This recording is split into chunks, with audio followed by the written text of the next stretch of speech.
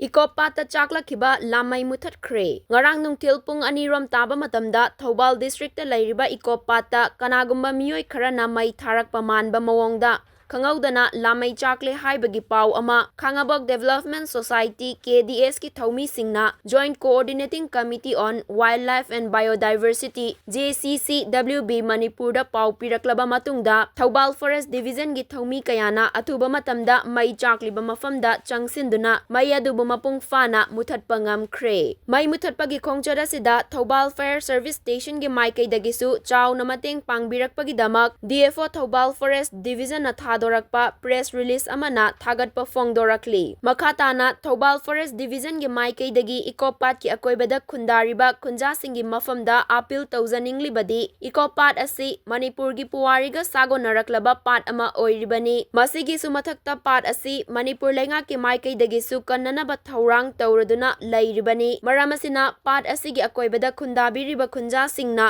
lona yadaba mawongda pat asibu khopchin magi thabak taubidanaba mangjaunana appeal Taurakli. Masiga loinana asumna pat asibu mai thadokpa asina maram oiraga pat asigi ecological and biodiversity dasu chauna sokhanbana maram oiraga pat asida saidangfam loramba lamlaki sa uche kaya dasu chaitheng pibada natana taibang miyoi badasu soidana chaitheng fangani maram asina kanagumba kharana pat asida mai thabana chingbasu matungda taubiganu haina appeal Taurakli.